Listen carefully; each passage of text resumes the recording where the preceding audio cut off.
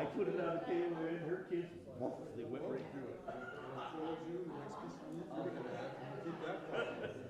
All right. Oh, I'm telling you, I'll get you on.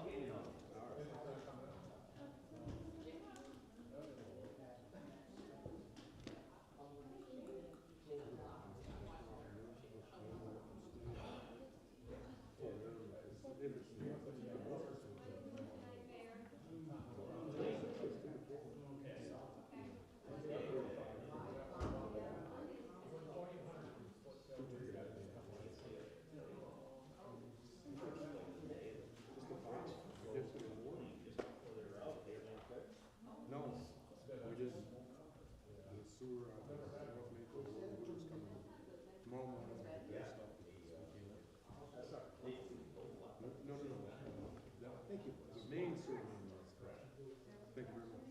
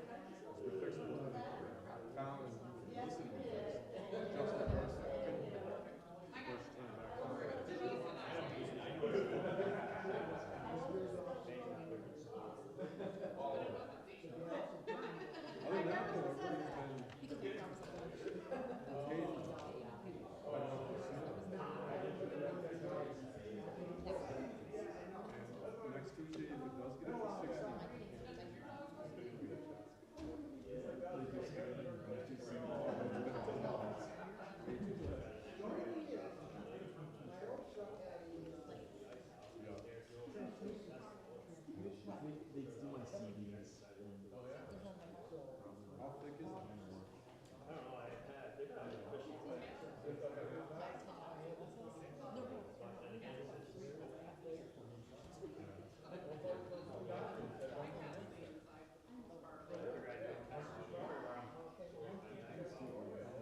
don't know.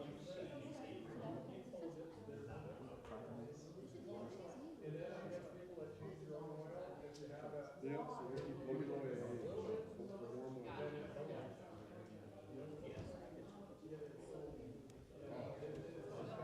everything's I'm done. Just the slave I don't dare because we'll break it.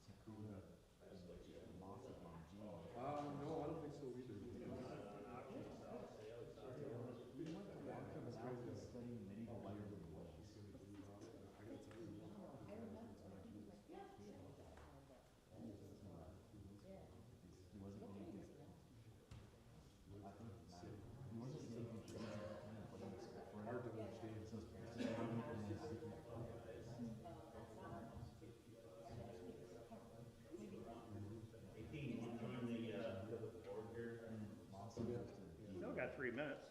I'm taking care of business for the DPW. Yeah, we have.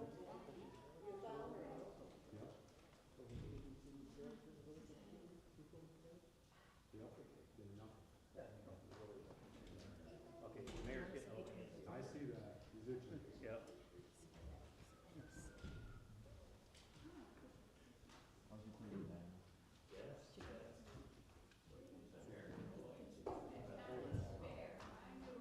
Remember the police station?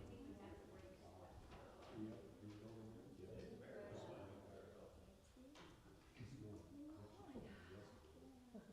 know where it is?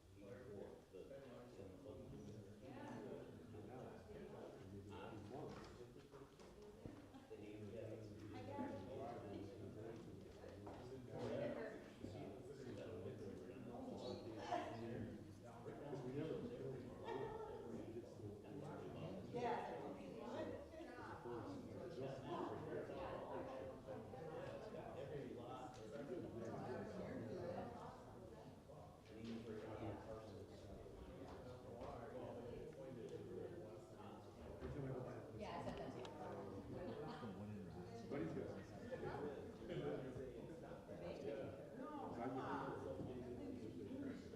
The one that we did, the other one, the same boss and he's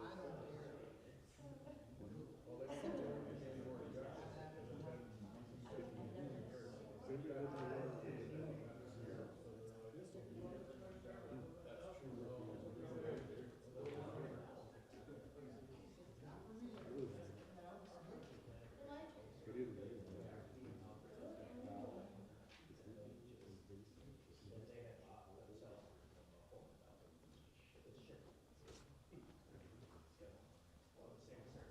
together. Okay, it's 7 o'clock. Everybody please stand on our flag. I pledge allegiance to the flag of the United States of America and to the republic for which it stands, one nation, under God, indivisible, with liberty and justice for all. Good evening, everybody. Welcome to the Village of Granville Board Meeting. Date is March 2nd, 2026. On our agenda tonight, the first order of business is to ratify the meeting minutes of February 2nd and our board committee meeting on February 25th. I need a motion to ratify the meeting minutes. I'll make that motion. Steve makes the motion. Denise seconds. All in favor? Aye. Moving along to our monthly reports. We have from our village DPW, Superintendent Scott Mackey, water tests that were done on 75 Quaker Street, 89 North Street, and 48 East Potter Avenue. All results came back clear. The village water is safe to drink. From our Granville Police report from Chief Ernie Bassett, we have total incidents for the month of February at 77. Total incidents year to date is 169. Total investigations year to date is at 25. Our report from Chief Michael Zinn from the fire department. We had structure fires at 3, fire alarms 3, carbon monoxide alarms at 2, EMS assisted 1, motor vehicle crashes at 1, 2 standby events, 1 with the tree and lines down, 1 with refuse fire, another one with hazardous condition. Total alarms for the month of February is at 15. Total calls year to date is at 41. Moving along to our local ordinance officer report from Mr. Kurt Doan. This month was 3 verbal warnings were issued, 1 written warning was issued, 2 building permits have been applied for, and 1 issue has been referred to code enforcement. Moving along to Mr. Judge Ferrando. A check for the amount of $2,558 was sent to the Chief Fiscal Officer of the Village of Granville on Monday, March 2nd, 2026. Those are all the reports that I have from our departments. I need a motion to accept the reports as read. I'll second it. Paul makes the motion and Heather seconds it. All in favor? Aye. Aye. Okay, moving along to our appropriations. In the general fund, $36,424.69. In the sewer fund, we had $16,587.76. Water fund, $8,460.44. Senior shuttle came in at $1,111.97. Unaudited vouchers came in at $2,437. Total for the month is $65,021.86. I need a motion from the board to pay the bills. I'll make that motion. Dean makes the motion, and trustee Brown seconds. All in favor? Aye. Okay, moving along, we got some budget transfers here that we need to go over. I'm going to turn this over to our budget officer, Mr. Rick Roberts, and he can address these and any questions. Rick? Thank you, Mayor. A few budget transfers as we come towards the end of the fiscal year. In the celebrations line item in the general fund, I'm asking, a change to here, I'm asking to move $150. We've had some miscellaneous extra bills this year associated with the tractor parade, bills that had a bigger role there. And we had some bills trying to work on that main tree in the park. So we're going to need $150 extra there. Just recommending it be taken out of office expense here, this building. In the water fund, we continue to fight the battle with the power. We're overdrawn by $3,750, just shy of that, to fund the power bill. I'm recommending taking that out of reserves because there's no other line item to take it from. Similarly, in the sewer fund, contractual expense, we're running over by about $5,000. This is where the expenses from the hard winter show up, the fuel costs and so on. And again, I'm recommending taking that out of reserves because we really don't have another account that we can use. And that's all I have. Thank you, Rick. Does anybody have any questions about the budget transfer? No, no surprise here in power, that's for sure. That's rough one. If nobody has any questions, I need a motion. I'll make that motion. I'll second it. Denise makes the motion, Heather seconds to approve the budget transfers. Aye. Okay, moving along. We have our budget. We have had a budget here meeting on this with the entire board sat down, crunched the numbers for the next year's budget, 26-27. As you all know, the county has really jumped the increase in taxes. I believe it was 17% what it basically came down to. Again, we're pressured by the state. The biggest things that drive our budget this year especially is not salary increases, but mainly it's the retirements and insurances, and again, like you say, power. The power bills have been extraordinary lately. We can't seem to get a grip on them because they're all over the board. Anyway, that being said, other local towns, villages, they're busting the tax cap. This board has done a tremendous job, and I want to stress the fact of keeping expenses down for this village of Granville. And I am very happy to say that we will be under the tax cap.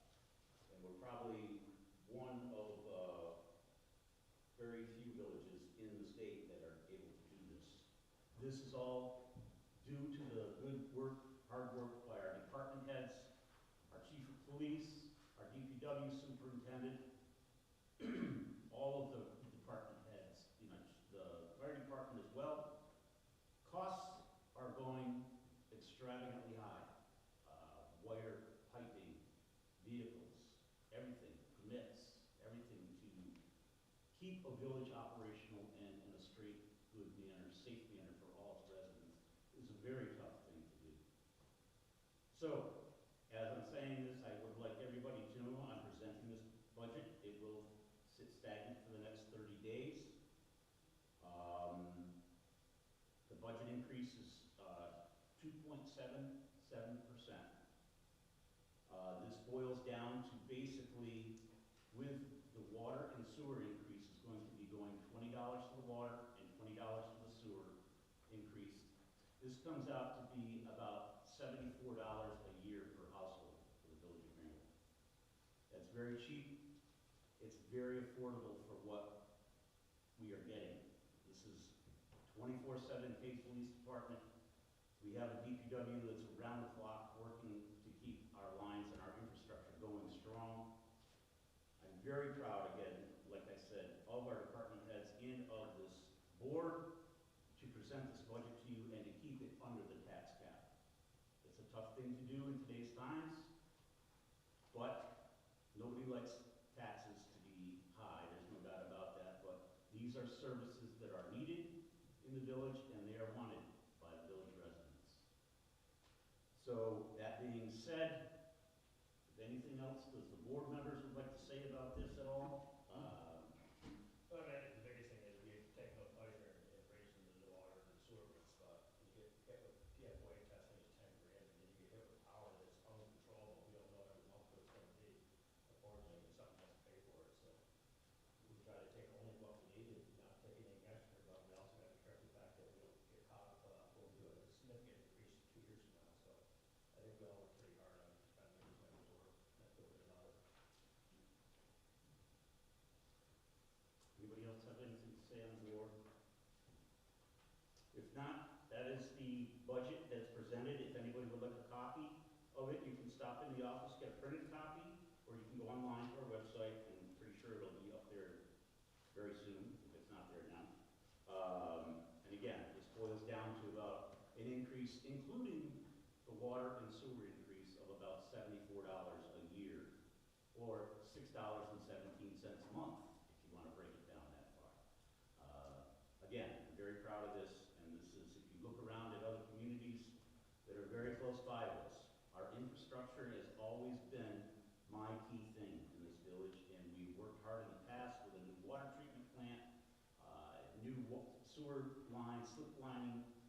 We are in excellent, excellent shape to grow, and we invite any new businesses and homeowners to come, to live, work, and play, like I say, in the Village of Granville. We are set up to take care of all of your needs. And I just wanted to let everybody know that's where we're at. So that's the budget that we're looking at for next year. 26, 27, I'm sorry, in June to start. Okay, moving along to my mayor's reports. This I'm going to present to you as, this is a new floodplain zone map, and what we're looking to do is to rescind the local law number 1, which was last updated in this village in 1984. Now, it was a very old map. It laid out the descriptions of floodplains around our community and in the village. DEC has done a study. They have been working with our code enforcement officer, Curtis Padone. He does have that new map on there, and that's the one on your wall that you showed me the day, right? Correct. It's incredible what they did with this study and then this map. So what we're looking to do is to rescind the local law number 1, which basically explained our floodplain map the way it was done in 1984, and a lot of the properties that are included in that map are excluded now, which is a very good thing. A lot of the floodplains have changed, the rerouting of the Meadowee River during the big dig, as we called it, there with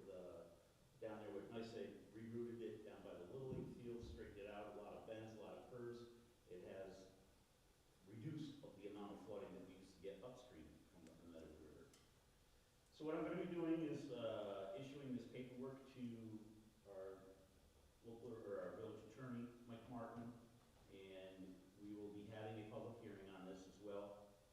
But it is an updated survey map and updated flood property location. And it's a very good, very deep study that they did. It's taken some time, and I'm really proud to see it get done, because it needed to. And it frees up a lot of property in the village for building and for getting them out of the floodplain, which can cost extremely high insurance rates for building them. So I just wanted to keep everybody posted on that, and that's a very good thing, looking forward to the future for the village of Granville. I haven't seen a map yet, but Curtis, the corner of the Slate Live Museum still in floodplain, or is it out now? Excuse me, The corner of the Slate Live Museum, is that out of the floodplain now, or is it still in, that shows that it's out. is it out now? Well, that's still gonna be in. I mean, that area still shows that it's in now. In the floodplain. I have to remember, like, the corner was in, and the rest of it was Yeah, out. no, that's still in. It's quite a map. You gotta see this map. It's quite a map, and It- you have to look at the whole. It's very intricate, and it's very, Yeah, no, that's still gonna be. But I think it flows better with the work you did about a week ago now. Yeah. oh, I do too. Right now, what the county is gonna bring up, I believe, this week, is trying to find a floodplain administrator for the county. To try to take over the duties. Cause it's such a large amount for one, or for numerous municipalities to do. They're gonna try to come up with one person to do it for the whole county. So what's the ISO rating right now? Do you know, Kurt, or do you know what the ISO rating is right now? Is it a 4 or what is It's it? a 4 or something. We'll probably never be able to shade that anymore, can we? Probably not. That's all I got. Long Okay. overdue, definitely long overdue. It's been a long time. And the difference down in Little League Field is incredible. There's been like no flooding. They made such a huge difference down there. So it definitely had a big impact, and this is a very good thing for our community.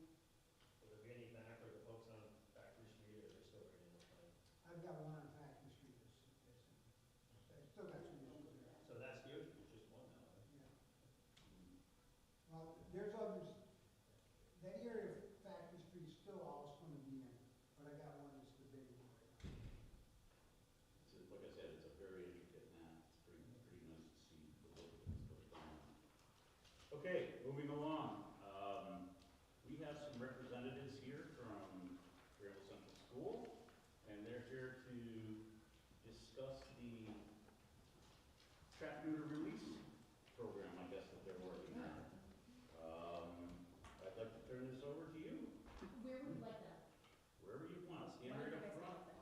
So while they're getting stood up, I presented you guys a few years ago about our program and all the different aspects of animal science that we covered. This is actually just part of my small animal science class, and while we do study feline and canine in our class, we wanted to come up with a way that we could help locally and be able to share information. So I gave them this project of speaking with Dee to learn about the Granville Trap Neuter Release Program we presented to the school board last month. And we are very proud to present to you guys so they can show you what they've learned, but also how this can actually help the village. Okay. Hi. Floor is yours. So we are a portion of the Granville Small Animal Science class, and we are here to present to you the TNR program and what they could possibly do for the village of Granville. So TNR means trap, neuter, and return. And TNR is the humane way to sterilize feral animals, in this case cats.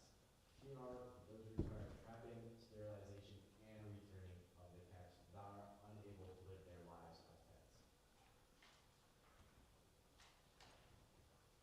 Feral cats can have a catastrophic impact on the ecosystem they live in. One of the ways they do that is by taking birds down. Feral outdoor cat brings down 20 to 30% of the bird populations. A single female feral cat can have 12 to 18 plus kittens per year. That is about 4 to 5 litters a year with about 5 to 6 kittens per litter. That's a lot of cats. A single breeding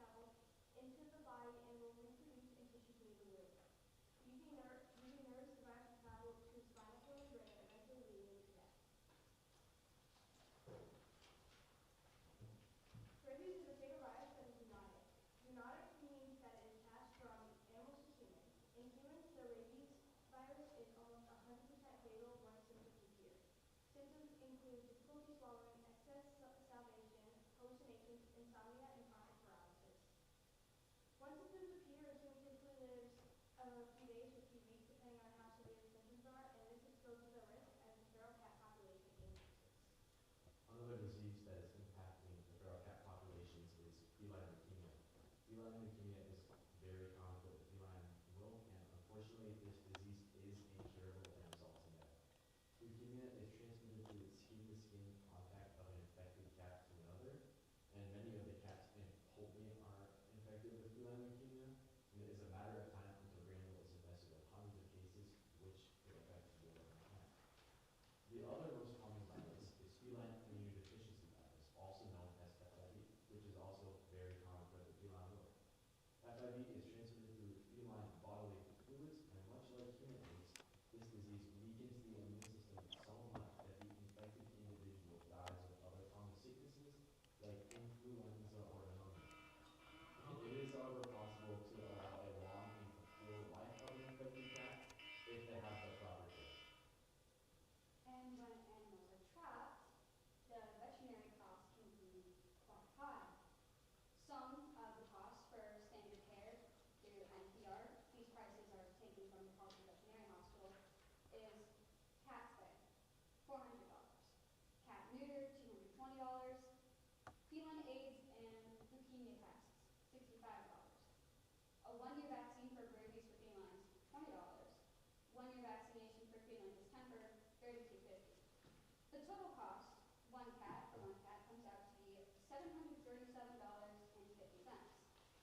And even if an animal is caught, if it's injured, that'll be $100 for a euthanasia, to euthanize the animal. For those of you who have the paper, you can see here a picture of Dr. Hemmer with a cat. She is a local vet that works with us in our program at Granville. And she helps us provide care to animals like that.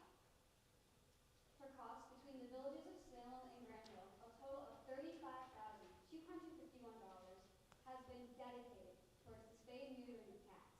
On top of that, an additional $5,436 was spent on veterinary bills.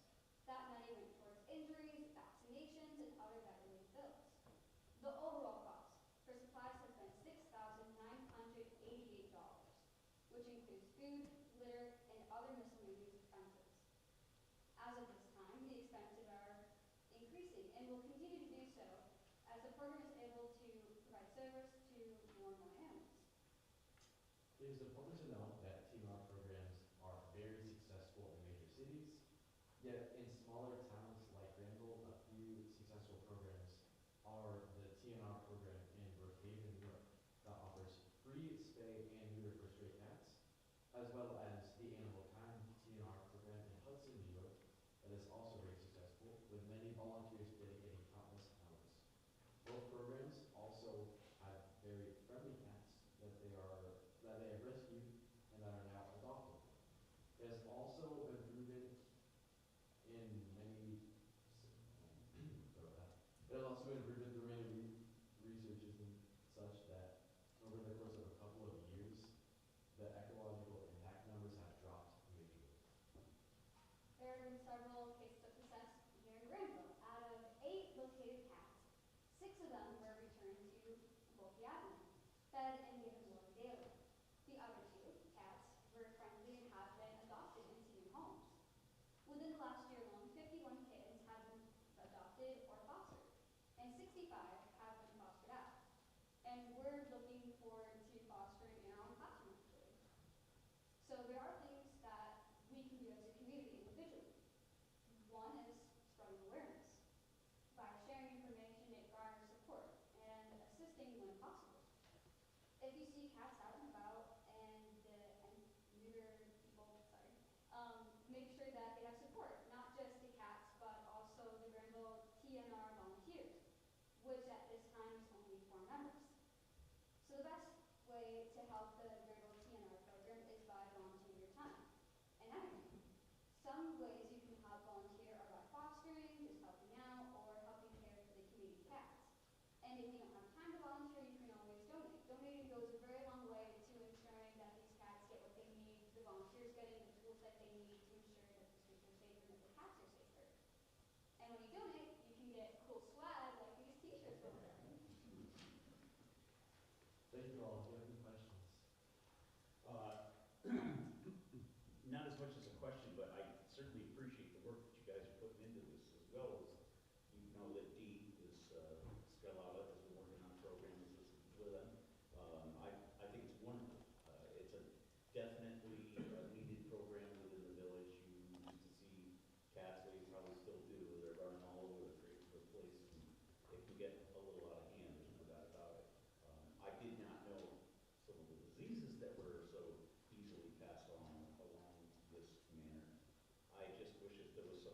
state funding or something that would be able to donate to help such a health risk. But again, great presentation, great public speaking, I love that. That's a key thing to have in any school.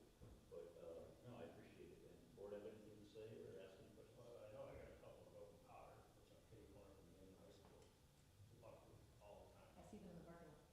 And they wanna make their market all over my garage, my hot tub building, my pool, and you go out there and just, so is that one just feral cats, or what is this? Yeah, so, first of all, obviously this is near and dear to my heart, and which is why I pass on to the kids and why we reached out to Dee with all of this. I mean, I told you guys my background before. I'm very invested in the animal science world and probably like our resident animal person. I moved up here from Queens, where we had a very, very successful TNR program all over where I live and in our, actually my school community. We trapped cats in the back and we fixed. One of the major issues that people have with the feral cats is the behavioral issues, which is the spraying and the actual fighting between them. The fights are actually what spread these diseases. So when you have two unfixed toms in the back, they're gonna fight for territory, and that's how rabies gets spread. And that is where it becomes a public health issue. With the case in Argyle last year, we now know that it's incredibly close to us.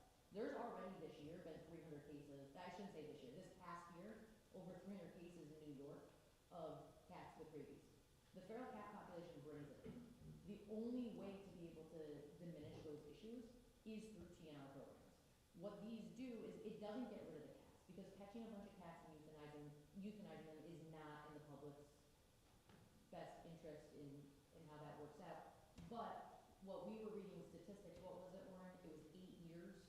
I believe so. Yeah, and the population in, I think it was Louisville, they were looking at went from 30,000 to 300 feral cats. Because what happens is the minute everything gets fixed, they only have so long of a lifespan when they're out in the wild like that. The cats that are feral aren't going to live the same pampered lives that our cats live in our houses. They're going to probably die young. Jules, what was your number on cats that were hit by cars for feral cats? I think it was 78% or something Yeah. of cats that are indoor, outdoor cats or permanently outdoor end up getting hit by cars. And that's just across the board in the village. So if we're able to fix, in 1 year, go out, get massive funding, fix all of these feral cats that we have the issue with in Granville, within 8 years, our population of feral cats would be next to nothing. So how's the program work, or is having our trap that animal control, or who traps those? It's all individual organizations. So even in New York City, it's not the city paying for it. It was individual organizations who work with outside funding to be able to get. And the biggest thing, Dee and I talked about this, is the awareness of bringing what this program is to be able to even ask for money. It's hard to walk up to somebody and say, can we have money for a TNR program, when they don't understand what benefit it's giving to the community. It will benefit, honestly, even when you were just talking about the Little League fields. Who wants feral cats with potential diseases running across where the kids are? And one of the first outward signs of rabies in cats is they become overly friendly. So they will walk up to people when they are actually rabid. Jules hit on the fact that the majority of cats that are rabid, we actually don't even get those tests into the state lab because they die so fast. We may have gotten that one test in Argyle, but if one cat tested positive in Argyle, there's way more than that. They've just already probably passed. And then spread it before that. In fact, they went too far, but we had to just tear them all out, we had for years, between the cats doing the numbers and burying stuff in there, and just arming their territory, it wasn't safe to work in it, just, it was overwhelming. That's what happens in cat urine, especially the unfixed male, becomes a horrific, awful smell. Worse than a skunk. I don't disagree with you. Yeah. And that's coming from somebody who does wildlife rescue too. I personally now am one of the county wildlife rehabilitators, and I'm actually more scared of being at risk from rabies from feral cats than I am of the wildlife that I handle. Wow. Because of how many people will walk up to a feral cat. So how do you know, I mean, obviously you trap, you have them neutered and you release them. Return, that actually is a new change that Dee had to educate me on this morning. I've always been taught trap, neuter, release. It's trap, neuter, return. Because what happens is when you return, and I'm sorry if I got you. No, keep going. If you Tell me return, the answer. if you release them to a different area than you captured them, it actually can create more behavioral issues. So when she caught the cats on Bulky Ave, she has to return them to Bulky Ave. Because if she now takes those cats and releases them in another area, there's now a fight in that area for territory, which brings in more issues. That was part of my question. How do you not continue to track the same cats over? They clip their ears. They get their ears stiffed. Nice. Mhm. Okay. But the other thing is the way that she runs this program, and the way that the other big cities do it, is they gain the trust of the animals by feeding them in the locations repetitively. So the same animals will be coming to the same place over and over and over again to receive their food. She will, whoever's running it, will have an eye on who's already been tracked, and the ear notch is the biggest thing. So you know, honestly, in Queens, I can't tell you how many cats I caught that were already fixed. In Granville, that has yet to happen. Everyone is not. And we're lucky enough, I mean, she showed you the pictures of Dr. Hammer, who's the new vet that told me that I personally will bring her animals. And they will make some discounts on that kind of stuff. But, you know, it's a big problem that I've noticed since moving to upstate New York that I was not exposed to until I lived in Whitehall and Granville. And now I was like, oh. So when Dee started posting all this stuff, I was like, how can we help? I can't expose the kids to rabies, obviously. So my students cannot go out and track animals. It's not safe for them to. But the fostering in our classroom, for example, they're already vaccinated. So Dee won't bring us something until it has its rabies vaccine, and then the kids can work with them to socialize in the classroom. And then the spreading awareness. The more that we can get this out there to the public, when somebody throws $10, they know where it's going. And it's much easier to ask for that donation when we have the actual education of what it is. How many people are tracking these? Is there a lot of people doing this? We have one tracker. It's just one? That be you? No, I don't track. Okay. We all have little different jobs, but Okay. we are we're currently, have 5 locations we're working on and 16 cats total. But we have one trapper, so we have one trapper, we have one person that does pre and post op holding, whether they're adoptable or not, that we decide that. Kittens never go back to where they came from, they get adopted out. But it's a whole process. I do more of the coordinating and behind the scenes kind of stuff, but if you have an issue, there's an application online, we have a Facebook page, and that's how we just keep going. So how's 13 powder for this? You gotta fill out an application. We'll get that. But I mean, one thing that potentially the village could do to help is add in some initiatives for people to keep their cats in their houses. Cats survive better when they're kept indoors. And listen, I've grown up in a farm my whole life. I've always had indoor outdoor cats. My parents been fixed and vaccinated. They die. And the problem in living in close water like we do here is when you have an indoor outdoor cat and we have programs like this, your cats are going to get trapped. Right. Like it's inevitable it's going to happen, and your cats are going to get fed from outside sources. And then if we don't have the accessibility for those cats to get fixed when you own them in your house, you're now just creating more to the problem. I mean, ACE gave you the number of exponential growth. It was 420,000 cats over the course of 7 years.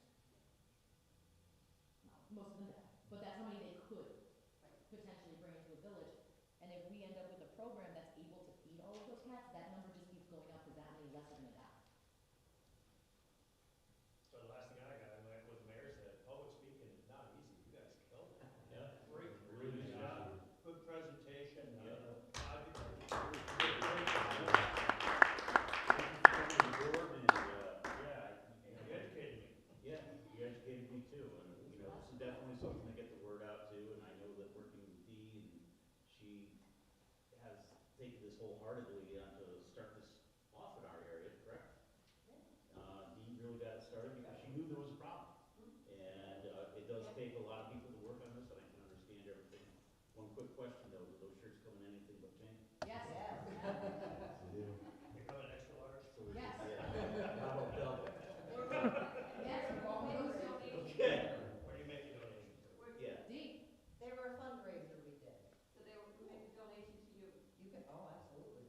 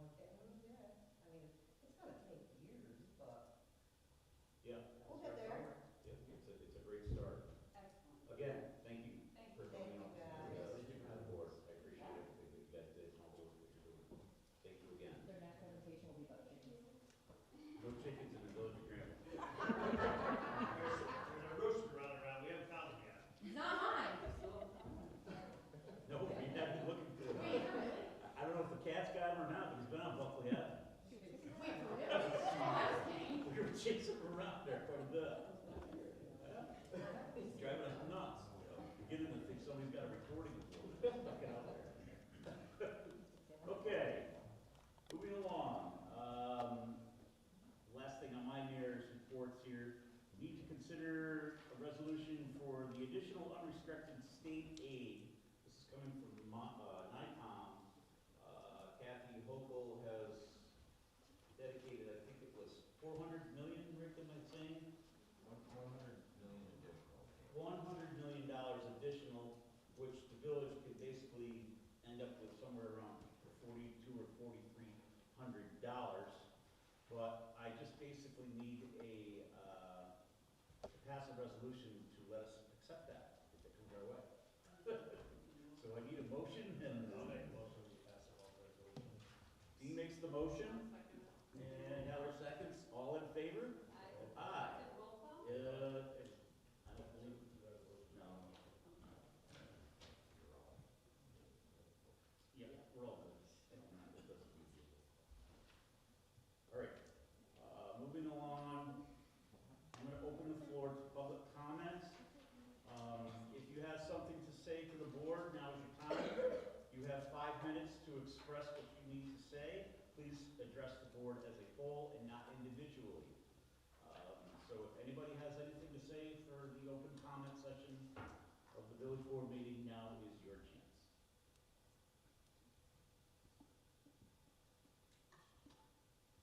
If nobody is going to say anything, then I'm going to close the public comment session of this meeting. I need a motion to adjourn to executive session to discuss the employee contract